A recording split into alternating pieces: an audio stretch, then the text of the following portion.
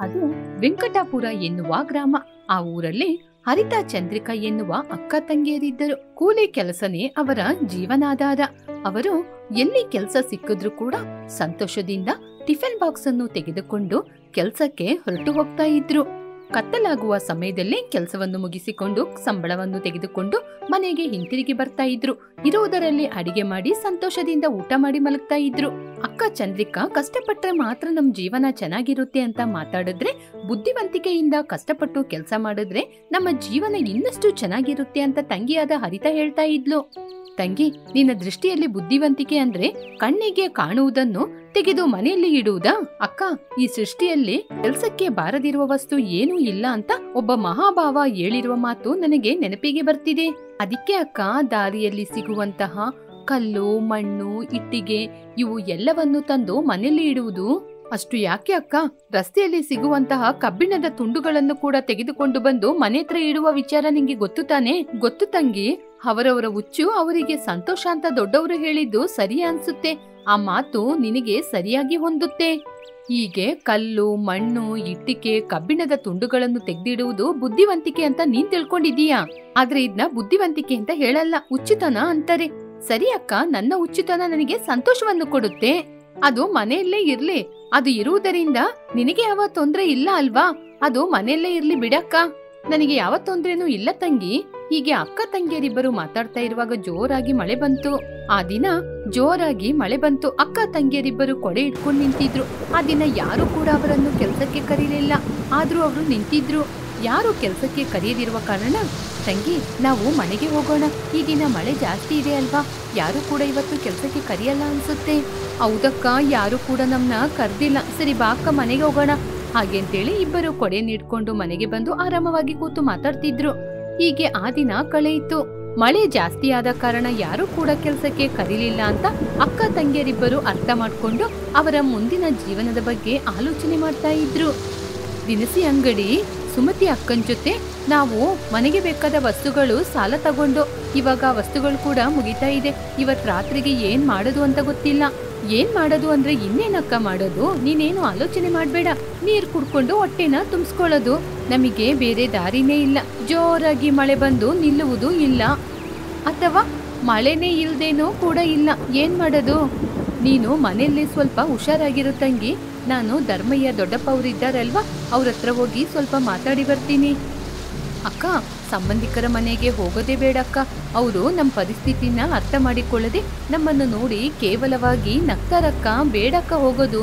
ನನಗೆಲ್ಲ ಅವ್ರನ್ನ ನೋಡಿದ್ರೇನೆ ಕೋಪ ಬರುತ್ತೆ. ಅದಕ್ಕೆ ತಂಗಿ ನಿನ್ನ ಕರ್ಕೊಂಡೋಗಿಲ್ಲ, ನೀನು ಮನೆಯಲ್ಲೇ ಇರು ಅಂತ ಅದಕ್ಕೆ ಹೇಳಿದ್ದು. ನಾನು ಬರತನಕ ಹುಷಾರಾಗಿ ಎಲ್ಲೂ ಹೋಗ್ಬೇಡ, ಮನೆಯಲ್ಲೇ ಇರು. ಅವಸರ ಇದ್ರೆ ನಾವು ಹೀಗೇನೆ ಸತ್ರು ಪರವಾಗಿಲ್ಲಕ್ಕ. ಹಸಿವು ಅಂತ ಸಾಲ ಕೇಳಲಿಕ್ಕೆ ಯಾರ ಮನೆಗೂ ಹೋಗ್ಬೇಡ. ಮೊನ್ನೆಲ್ಲ ನನಗೆ ಎಷ್ಟೊಂದು ಜ್ವರ ಬಂದು ಚಿಕ್ಕಪ್ಪನ ಮನೆಗೆ ಹೋದಾಗ ಅವರು ಸ್ವಲ್ಪ ಆದ್ರೂ ಸಾಲ ಕೊಟ್ರ? ನಾವು ಅವ್ರ ಜೊತೆ ಕಷ್ಟದಿಂದ ಸಹಾಯ ಕೇಳಲಿಕ್ಕೆ ಹೋದಾಗ ನಮ್ಮನ್ನು ನೋಡಿ ಅಣ್ಣನ ಮಕ್ಕಳು ಅಂತ ಕೂಡ ನೋಡದೆ ಕೇವಲವಾಗಿ ನಗ್ತಾ ಇದ್ರಲ್ಲ, ಅದೆಲ್ಲ ನಿನ್ಗೆ ಮರ್ತೋಯ್ತಾ ಅಕ್ಕ? ನನಗೆ ಅದೆಲ್ಲ ಮರ್ತಿಲ್ಲ ಕಣೆ. ತಂದೆ ತಾಯಿ ನಿನ್ನ ನನ್ನ ಮಡಿಯಲ್ಲಿ ಬಿಟ್ಬಿಟ್ಟು ಅವ್ರು ತೀರ್ಕೊಂಡ್ರು. ಅಕ್ಕ, ಏನಾದ್ರೂ ಪರವಾಗಿಲ್ಲ, ಎಷ್ಟೇ ಕಷ್ಟ ಬಂದ್ರೂ ಪರವಾಗಿಲ್ಲ, ಯಾರ ಮನೆಗೂ ಹೋಗ್ಬೇಡ. ನಾವು ಹೊಟ್ಟೆಗೆ ಏನಿಲ್ಲದಿದ್ರು ನೀರು ಕುಡಿದ್ರು ಪರವಾಗಿಲ್ಲ, ಏನೇ ಕಷ್ಟ ಬಂದ್ರು ಎಲ್ಲಿಗೂ ಹೋಗ್ಬೇಡ. ಈ ಮಳೆ ನಮಗೆ ಎಷ್ಟು ದಿನ ತನಕ ಆಟ ಆಡ್ಸುತ್ತೆ ಅಂತ ನೋಡೋಣ. ದೇವರು ಖಂಡಿತ ನಮ್ಗೆ ಸಹಾಯ ಮಾಡ್ತಾನೆ ಕಣೆ. ಎಲ್ಲಕ್ಕ ಸಹಾಯ ಮಾಡ್ತಾ ಇದ್ದಾನೆ. ನಾವು ಇಷ್ಟು ದಿನ ಬದುಕಿದೀವಿ ಅಂದ್ರೆ ಅದಕ್ಕೆ ಕಾರಣ ಕೂಡ ದೇವ್ರು ತಾನೆ. ಹೀಗೆ ಅಕ್ಕ ತಂಗಿಯರಿಬ್ಬರು ಮಾತಾಡ್ತಾ ಇರುವಾಗ ಗುಡುಗು ಮಿಂಚಿನಿಂದ ತುಂಬಿದ ಮಳೆ ಜೋರಾಗಿ ಬೀಳ್ತಾ ಇತ್ತು. ಇನ್ನಷ್ಟು ಮಳೆ ರಾತ್ರಿ ಇಡೀ ಹುಯ್ತಾ ಇತ್ತು. ರಾತ್ರಿ ಆಯಿತು. ಚಂದ್ರಿಕಾ ಮನೆಯಲ್ಲಿ ದೀಪವನ್ನು ಬೆಳಗಿಸಿ, ಆ ನಂತರ ಚಂದ್ರಿಕಾ ಅಡುಗೆಯನ್ನು ಮಾಡಿ ಕಿಟಕಿಯ ಬಳಿ ನಿಂತಿರುವ ತನ್ನ ತಂಗಿಯಾದ ಹರಿತನಿಗೆ ಊಟವನ್ನು ತಂದು ಕೊಟ್ಲು. ಅಕ್ಕ, ಊಟ ಇಲ್ಲ ಅಂತ ಹೇಳ್ದೆ?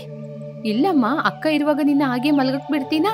ಹಾಗಾದ್ರೆ ನೀನ್ ಬೆಳಿಗ್ಗೆ ಊಟ ಮಾಡಿಲ್ವಾ? ಇಲ್ಲ ಕಣೆ, ಊಟ ಮಾಡ್ದೆ. ನನ್ನ ಅಕ್ಕನಿಗೆ ಸುಳ್ಳು ಹೇಳಕ್ಕೆ ಬರಲ್ಲ ಅಂತ ನನಗೆ ತುಂಬಾ ಚೆನ್ನಾಗ್ ಗೊತ್ತು. ಹೀಗೆ ಕಣ್ಣೀರನ್ನು ಹಾಕಿಕೊಂಡು ಅಕ್ಕನಿಗೂ ತುತ್ತನ್ನು ತಿನ್ಸಿದ್ಲು. ಹೀಗೆ ಅಕ್ಕ ತಂಗಿಯರಿಬ್ಬರು ಸ್ವಲ್ಪ ಸ್ವಲ್ಪ ಊಟ ಮಾಡಿ ಆ ನಂತರ ಮಲಗಿ ನಿದ್ರೆ ಮಾಡಿದ್ರು. ಮರುದಿನ ಬೆಳಿಗ್ಗೆ ಮಳೆ ಬಿಟ್ಟ ಕಾರಣ ಸಂತೋಷದಿಂದ ಕೆಲಸಕ್ಕೆ ಹೊರಟ್ರು. ದಾರಿಯಲ್ಲಿ ದಿನಸಿ ಅಂಗಡಿಯ ಸುಂದರಿ ಅವರನ್ನು ಕೋಪದಿಂದ ನೋಡ್ತಾ ಇದ್ಲು. ಅದನ್ನು ನೋಡಿ ಅಕ್ಕ ತಂಗಿಯರಿಬ್ಬರು ಒಬ್ಬರಿಗೊಬ್ಬರು ನೋಡಿಕೊಂಡ್ರು. ಒಬ್ಬರ ಮುಖವನ್ನು ಒಬ್ಬರು ನೋಡ್ತಾ ಇದ್ದಿದ್ದು ಸಾಕು. ನನ್ನ ಹಣ ನನ್ಗೆ ಯಾವಾಗ ಕೊಡ್ತೀರಾ? ಚಂದ್ರಿಕಾ ಬೇಡಿಕೊಳ್ಳುತ್ತಾ, ಚಿಕ್ಕಮ್ಮ, ನಮ್ ಪರಿಸ್ಥಿತಿ ಏನು ಅಂತ ಗೊತ್ತಿದೆ ತಾನೆ. ಇವಾಗ ತುಂಬಾನೇ ಮಳೆ ಬರ್ತಾ ಇದೆ, ನಮಗೆ ಕೆಲ್ಸನೂ ಇಲ್ಲ, ತಿನ್ಲಿಕ್ಕೂ ಏನೂ ಇರ್ಲಿಲ್ಲ. ಇವಾಗ ದುಡ್ಡು ಕೇಳಿದ್ರೆ ಎಲ್ಲಿಗೋಗೋದು? 1 ವಾರ ಟೈಮ್ ಕೊಡಿ ಚಿಕ್ಕಮ್ಮ. 1 ವಾರ ಇದ್ರೆ ಸಾಕು, ನಾವು ಹೇಗಾದ್ರೂ ಮಾಡಿ ನಿಮ್ಗೆ ಸೇರ್ಬೇಕಾದ ಹಣವನ್ನು ಖಂಡಿತ ಕೊಡ್ತೀವಿ. ಚಿಕ್ಕಮ್ಮ, ಅರ್ಥ ಮಾಡ್ಕೊಳ್ಳಿ. ಆವಾಗ ಸುಂದರಿ ಕೋಪ ಬಂದು, ನಿಜವಾಗ್ಲೂ ನೀವೆಲ್ಲ ಮನುಷ್ಯರಾ? ಆ ಮಾತು ಕೇಳಿ ಹರಿತನಿಗೆ ಕೋಪ ಬಂದು, ನೀವು ಮನುಷ್ಯರಾದ್ರೆ ನಿಮ್ಮ ಕಣ್ಣಿಗೆ ನಾವು ಕೂಡ ಮನುಷ್ಯರಾಗಿನೇ ಕಾಣ್ತೀವಿ, ನೀವು ಪ್ರಾಣಿಗಳಾದ್ರೆ ನಾವು ಕೂಡ ಪ್ರಾಣಿಗಳಾಗಿನೇ ಕಾಣಿಸ್ತೀವಿ. ನಿಜವಾಗ್ಲೂ ನೀವು ಏನು ಅಂತ ಹೇಳಿ ಚಿಕ್ಕಮ್ಮ. ನೀವೇನು ಮನುಷ್ಯ, ಭೂತನ, ಪ್ರಾಣಿನ ಅಥವಾ ನಾಯಿಯ, ಏನು ಅಂತ ಹೇಳಿ. ಸುಂದರಿಗೆ ಕೋಪ ಬಂದು ಜೋರಾಗಿ ಬೈಯಲಾರಂಭಿಸಿದ್ಲು. ಚಿಕ್ಕಮ್ಮ, ನೀವು ಏನು ತಿಳ್ಕೊಬೇಡಿ. ಹರಿತಾ ಸಣ್ಣ ಹುಡುಗಿ, ಏನೋ ಗೊತ್ತಿಲ್ದೆ ಮಾತಾಡ್ಬಿಟ್ಲು. ಅವಳನ್ನು ಕ್ಷಮಿಸು ಅಂತ ನಾನು ಬೇಡ್ಕೋತಾ ಇದ್ದೀನಲ್ಲ ಚಿಕ್ಕಮ್ಮ. 1-2 ದಿನ ತಡ್ಕೊಳ್ಳಿ ಚಿಕ್ಕಮ್ಮ, ಹೇಗಾದ್ರೂ ನಿಮಗೆ ಸೇರ್ಬೇಕಾದ ಹಣನ ಕೊಟ್ಬಿಡ್ತೀನಿ. ಅಕ್ಕ, ಯಾಕೆ ಇಷ್ಟೊಂದು ಬೇಡ್ಕೋತಾ ಇದೀಯಾ? ಬಿಟ್ಟಾಕು. ಅವರು ಏನ್ ಮಾಡ್ತಾರೋ ನಾನು ನೋಡ್ತೀನಿ. ನಾವು ಇದೇ ಊರಲ್ಲಿ ತಾನೇ ಹುಟ್ಟಿ ಬೆಳೆದವರು. ತಂದೆ ತಾಯಿ ಇಲ್ಲದಿದ್ರು ಇರುವುದರಲ್ಲಿ ಕಷ್ಟಪಟ್ಟು ನಾವಿಬ್ರು ಜೀವನ ಮಾಡ್ತಾ ಇದ್ದೀವಿ. ಹರಿತಾ, ನೀನ್ ಸ್ವಲ್ಪ ಬಾಯಿ ಮುಚ್ತೀಯಾ? ನಾನು ಚಿಕ್ಕಮ್ಮನ ಜೊತೆ ಮಾತಾಡ್ತಿದ್ದೀನಿ ತಾನೇ. ಚಿಕ್ಕಮ್ಮ, ಈ ಚಿಕ್ಕಮ್ಮ ನಮ್ನ ಮನುಷ್ಯರ ಅಂತ ಕೇಳ್ತಿದಾರಕ್ಕ. ಅದಕ್ಕೇನೆ ಇವರಿಗೆ ನಾನು ಉತ್ತರ ಕೊಡ್ತಾ ಇದ್ದೀನಿ. ಎಷ್ಟು ಧೈರ್ಯ ಕಣೆ ನಿನಗೆ? ಪಾಪ ಅಂತ ನೋಡಿದ್ರೆ ನನಗೇನೆ ಎದುರುತ್ತರ ಮಾತಾಡ್ತೀರಾ? ಇನ್ ಮುಂದೆ ನಿಮಗೆ ನಾನು ಕರುಣೆನೆ ತೋರ್ಸೋದಿಲ್ಲ. ನನಗೆ ಇವಾಗ್ಲೇ ನನ್ ಹಣ ಬೇಕು, ಇಲ್ಲದಿದ್ರೆ ನಾನ್ ನಿಮ್ನ ಸುಮ್ನೆ ಬಿಡೋದಿಲ್ಲ. ಕೊಡಿ, ಇವಾಗ್ಲೇ ಕೊಡಿ. ದಯವಿಟ್ಟು ರೋಡಲ್ಲಿ ಗಲಾಟೆ ಮಾಡ್ಬೇಡಿ. ಮನೆ ಹತ್ರ ಬನ್ನಿ ಚಿಕ್ಕಮ್ಮ, ಸರಿಯಾಗಿ ಮಾತಾಡ್ಕೊಳ್ಳೋಣ. ಯಾಕಕ್ಕ ಮನೆ ಹತ್ರ ಹೋಗ್ಬೇಕು? ಇಲ್ ನೋಡಿ, ನಿಮಗೆ ಸೇರ್ಬೇಕಾದ ಹಣನ 1 ವಾರದಲ್ಲಿ ತಿರುಗಿಸಿ ಕೊಡ್ತೀವಿ. ನಮಗೆ ಸುಮ್ನೆ ಹಿಂಸೆ ಕೊಡ್ಬೇಡಿ. 10 ದಿನಗಳ ನಂತರ ಇವಾಗ್ಲೇ ನಮಗೆ ಕೆಲ್ಸ ಸಿಕ್ಕಿದ್ದು. ನಾವು ಕೆಲ್ಸಕ್ಕೆ ಹೋದ್ರೇನೆ ಕೆಲ್ಸ ಸಿಗೋದು. 1 ವಾರದಲ್ಲಿ ಕೊಡ್ತೀವಿ. 1 ವಾರನಾ? ಅಷ್ಟೇ. ಸುಂದರಿ ಅಲ್ಲಿಂದ ಹೊರಟು ಹೋದ್ಲು. ಚಂದ್ರಿಕಾ, ಹರಿತ ಮತ್ತೆ ಕೆಲ್ಸಕ್ಕೆ ಹೋದ್ರು. ಮತ್ತೆ ಪುನಃ ಮಳೆ ಬರಲಾರಂಭಿಸಿತು. ಅಕ್ಕ ತಂಗಿಯರಿಬ್ಬರು ಕೊಡೆ ಇಟ್ಕೊಂಡು ನಿಂತಿದ್ರು. 2 ಗಂಟೆ ಕಳೆಯಿತು. ಮಳೆಯಿಂದ ಕೆಲ್ಸನೇ ಸಿಗ್ಲಿಲ್ಲ. ನಿರಾಶರಾಗಿ ಹಿಂತಿರುಗಿ ಮನೆಗೆ ಬಂದ್ರು. ಏನು ಮಾಡಲು ಸಾಧ್ಯವಾಗದೆ ಸುಮ್ಮನೆ ಮಲಗಿದ್ರು.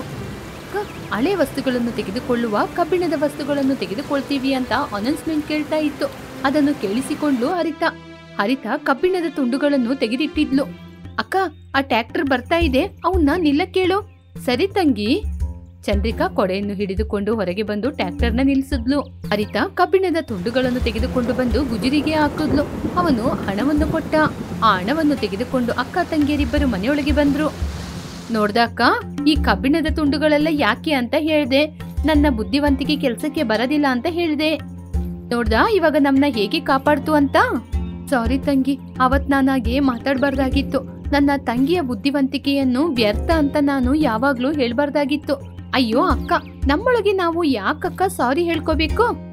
ಅಕ್ಕ, ನಾವೀಗ ಆ ಹಣದಲ್ಲಿ ಸಣ್ಣ ವ್ಯಾಪಾರ ಏನಾದ್ರೂ ಮಾಡ್ಬೇಕು.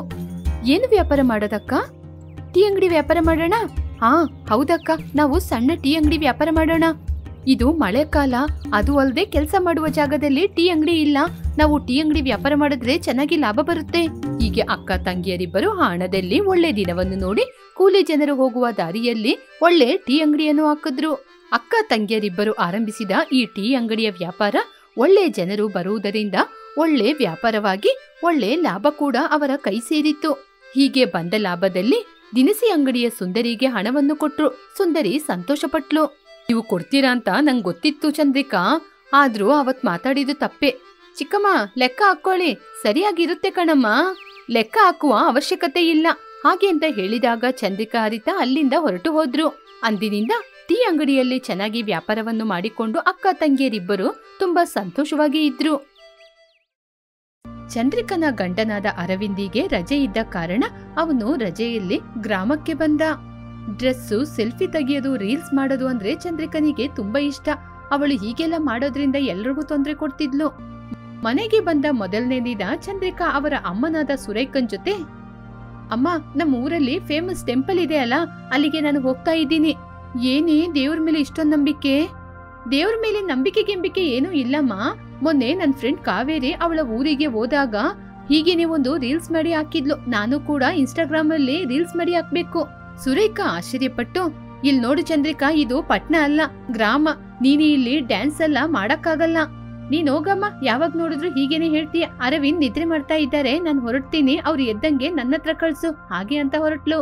ಹೀಗೆ ಚಂದ್ರಿಕಾ ದಾರಿಯಲ್ಲಿ ಯಾರೆಲ್ಲ ಸಿಗ್ತಾರೋ ಅವ್ರ ಜೊತೆ ಸೆಲ್ಫಿಯನ್ನು ತೆಗೆಯುತ್ತಾ ಆನಂತರ ದೇವಸ್ಥಾನಕ್ಕೆ ಹೋದ್ಲು.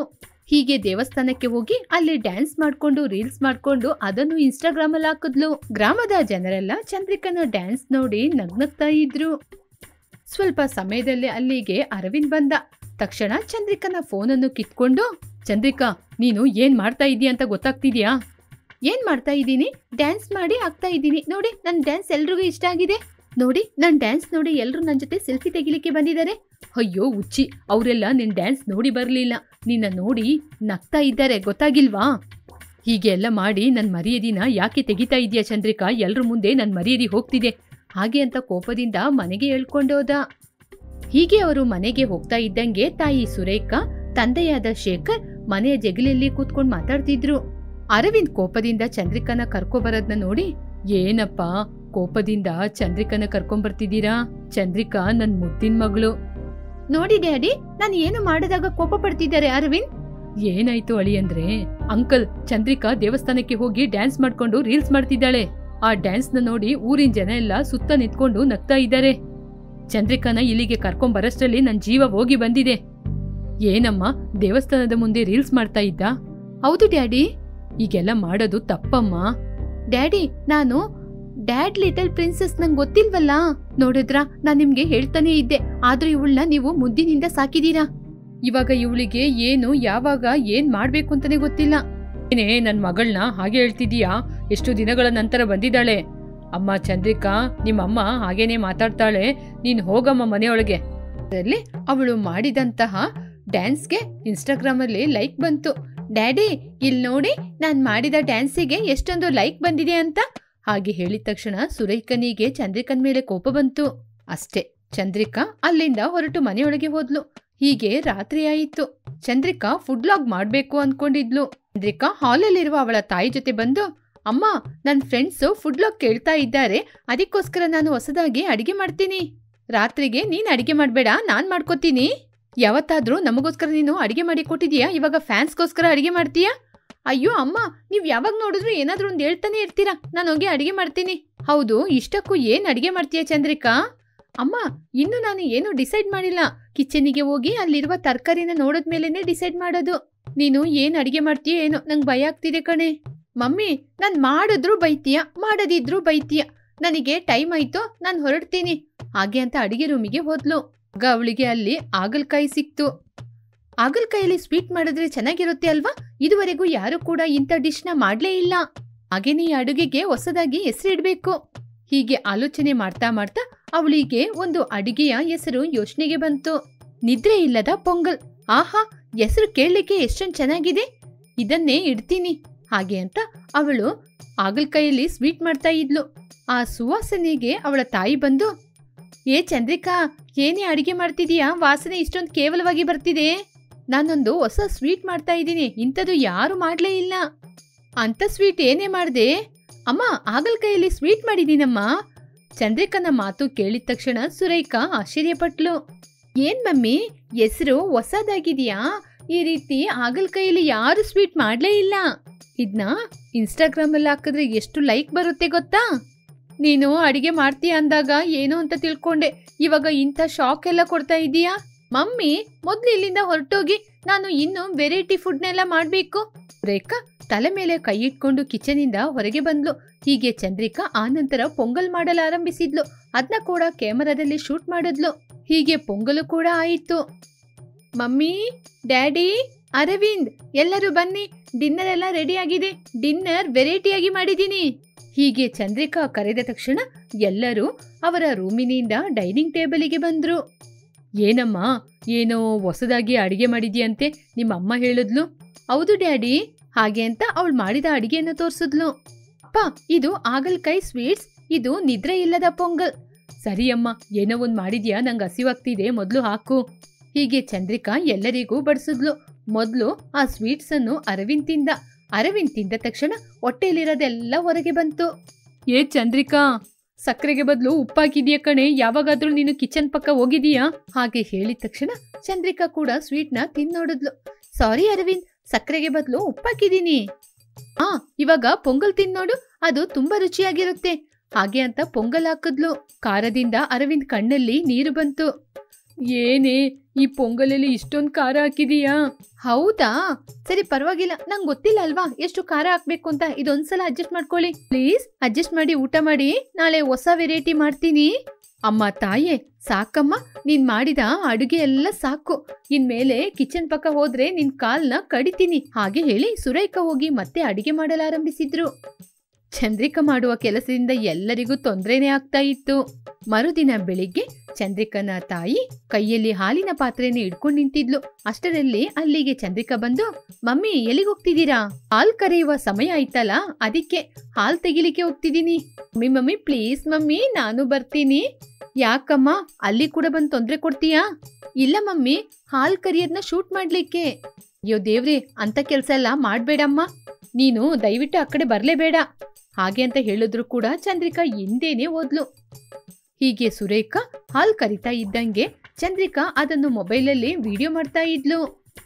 ಹೀಗೆ ವಿಡಿಯೋದಲ್ಲಿ ಮಾತಾಡ್ತಾ ಮಾತಾಡ್ತಾ ಅವಳು ಅವರಮ್ಮ ಹಾಲು ಕರಿತಾ ಇರುವ ಜಾಗಕ್ಕೆ ಹೋಗಿ, ಮಮ್ಮಿ ನಾನಿವಾಗ ಹಾಲ್ ಕರಿತೀನಿ. ಬೇಡಮ್ಮ, ಬೇಡವೇ ಬೇಡ, ಈ ಹಸುಗೆ ಕೋಪ ಜಾಸ್ತಿ, ಹತ್ರಕ್ಕೆ ಬರ್ಬೇಡಮ್ಮ, ಬರ್ಬೇಡ. ಹಾಗೆ ಅಂತ ಎಷ್ಟು ಹೇಳಿದ್ರು ಕೂಡ ಚಂದ್ರಿಕಾ ಹಸು ಬಳಿ ಹೋಗಿ ಹಾಲನ್ನು ಕರಿತಾ ಇದ್ಲು. ಇವಳು ಜೋರಾಗಿ ಮಾತಾಡುವುದನ್ನು ಕೇಳಿ ಹಸುಗೆ ಕೋಪ ಬಂದು ತೆಗೆದು ಕಾಲಲ್ಲಿ ಒದ್ದಿತು. ಅವಳ ಹಲ್ಲು ಅವಳ ಕೈಗೆ ಬಂತು. ಸುರೇಖಾ ಅದನ್ನು ನೋಡಿ ಜೋರಾಗಿ ನಗ್ತಾ ಇದ್ಲು. ಆದ್ರೆ ಚಂದ್ರಿಕಾ ಮಾತ್ರ, ಅಯ್ಯೋ ನನ್ನ ಹಲ್ಲು ಬಿದ್ದೋಯ್ತು, ಇನ್ನು ಹೇಗೆ ನಾನು ವಿಡಿಯೋ ಅಪ್ಲೋಡ್ ಮಾಡೋದು? ನನ್ನ ಹೇಗೆ ಗುರುತಿಸ್ತಾರೆ? ಹೀಗೆ ಬಿದ್ದೋದ ತನ್ನ ಹಲ್ಲನ್ನು ನೋಡಿ ದುಃಖ ಪಡ್ತಿದ್ಲು. ಅದಕ್ಕೇನೆ ನಾನ್ ನಿಂಗೆ ಮೊದ್ಲೇ ಹೇಳಿದ್ದು, ನಿನಗೆ ಬರದೇ ಇರುವ ಕೆಲಸ ಮಾಡಿದ್ರೆ ಹೀಗೇನೆ. ಮಮ್ಮಿ ಇವಾಗ ಏನಾಯ್ತು? ಹಲ್ಲು ತಾನೇ ಬಿದ್ದೋಗಿದ್ದು, ಕೈ ಕಾಲಿಗೆ ಏನಾಗಿಲ್ವಲ್ಲ? ಈ ಏಟಿನಿಂದ ಸಿಂಪತಿ ಕ್ರಿಯೇಟ್ ಮಾಡ್ಕೊಂಡು ಬದುಕ್ಬೋದು. ನಿನಗೆ ಇನ್ನೂ ಬುದ್ಧಿ ಬಂದಿಲ್ವಾ? ಪಕ್ಕದವರಿಗೆ ಹಿಂಸೆ ಕೊಡದೆ ನಿನ್ನಿಂದ ಜೀವನ ಮಾಡಕ್ಕೆ ಸಾಧ್ಯ ಇಲ್ವಾ? ನನಗೆ ಗೊತ್ತಿಲ್ದೇನೆ ಎಲ್ಲನೂ ಆಗ್ತಾ ಇದೆ ಮಮ್ಮಿ. ಹಾಗೆ ಅಂತ ಹೇಳಿ ಮತ್ತೆ ಪುನಃ ವಿಡಿಯೋನ ಸ್ಟಾರ್ಟ್ ಮಾಡಿ ಹಸು ಬಳಿ ಹೋಗಿ ಅವಳು ಕರೆದ ಹಾಲನ್ನು ತೋರಿಸಿ ಇನ್ಸ್ಟಾಗ್ರಾಮ್ ಅಲ್ಲಿ ವಿಡಿಯೋನ ಅಪ್ಲೋಡ್ ಮಾಡ್ತಿದ್ಲು. ಹೀಗೆ ಇವಳ ಅಭ್ಯಾಸ ದಿನದಿಂದ ದಿನಕ್ಕೆ ಜಾಸ್ತಿ ಆಯಿತು. ಅವಳ ಸ್ವಂತ ಊರಿನಲ್ಲಿ ಅವಳು ಮಾಡುವ ಕೆಲಸದಿಂದ ಎಲ್ಲರೂ ಕಷ್ಟವನ್ನು ಅನುಭವಿಸ್ತಾ ಇದ್ರೆ ಅವಳು ಮಾತ್ರ ಅದನ್ನು ಸ್ವಲ್ಪ ಕೂಡ ಆಲೋಚನೆ ಮಾಡದೆ ಎಲ್ಲರ ಮುಂದೆ ಹೋಗಿ ಇನ್ಸ್ಟಾಗ್ರಾಮ್ ಅಲ್ಲಿ ವಿಡಿಯೋನ ಅಪ್ಲೋಡ್ ಮಾಡ್ತಾ ಇದ್ಲು. ಇದುವೇ ಈ ದಿನದ ಕತೆ. ಮತ್ತೊಂದು ಒಳ್ಳೆ ಕಥೆಯೊಂದಿಗೆ ಪುನಃ ನೋಡೋಣ.